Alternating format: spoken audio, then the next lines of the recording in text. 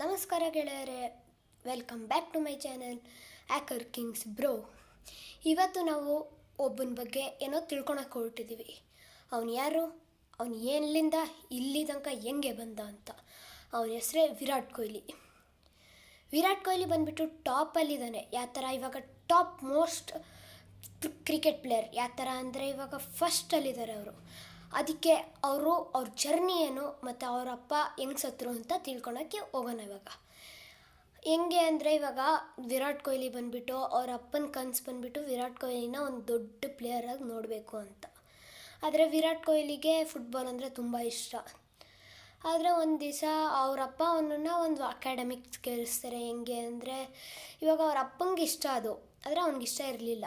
ಆದರೂ ಕೂಡ ಅವ್ರ ಅಪ್ಪನ ಕನಸು ತೀರಿಸ್ಬೇಕು ಅಂತ ಅವನು ಅಕಾಡೆಮಿಗೆ ಸೇರ್ಕೊತಾನೆ. ವಿರಾಟ್ ಕೊಹ್ಲಿ ಬಂದುಬಿಟ್ಟು ಕ್ರಿಕೆಟ್ನ ಸಖತ್ತಾಗಿ ಆಡ್ತಿದ್ದ.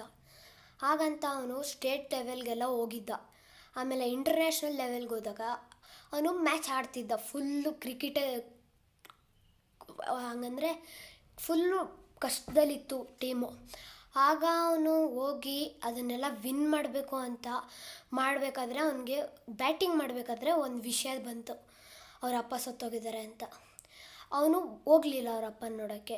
ಯಾಕೆಂದರೆ ಅವ್ರ ಅಪ್ಪನ ಕನಸು ಅವನನ್ನು ಒಂದು ದೊಡ್ಡ ಕ್ರಿಕೆಟ್ ಪ್ಲೇಯರಾಗಿ ನೋಡಬೇಕು ಅಂತ. ಇವತ್ತು ಅವನು ದೊಡ್ಡ ಕ್ರಿಕೆಟ್ ಪ್ಲೇಯರಾಗಿದ್ದಾನೆ. ಯಾಕೆ ಅಂದರೆ ಅವತ್ತೊಂದು ದಿವಸ ಅವನು ಅವ್ರ ಅಪ್ಪನ ನೋಡೋಕ್ಕೆ ಹೋಗಿರಲಿಲ್ಲ. ಆದರೆ ಅವರ ಅಪ್ಪನಿಗೆ ಹೃದಯಾಘಾತದಿಂದ ಸತ್ತೋದ್ರು. ಅದೇ ನಮಗೆ ಇವಾಗ ದುಃಖ ಪಡಿಸೋ ವಿಷಯ. ವಿರಾಟ್ ಕೊಹ್ಲಿ ಇವಾಗ ದೊಡ್ಡ ಕ್ರಿಕೆಟರಾಗಿ ಇದ್ದಾರೆ ಅಂದರೆ ಅವ್ರ ಅಪ್ಪನಿಂದಾನೆ. ಈ ವಿಡಿಯೋನ ಇಲ್ಲಿಗೆ ಎಂಡ್ ಮಾಡ್ತಿದ್ದೀನಿ. ಚೆನ್ನಾಗಾಗಿದ್ದರೆ ಲೈಕ್ ಮಾಡಿ, ಸಬ್ಸ್ಕ್ರೈಬ್ ಮಾಡಿ.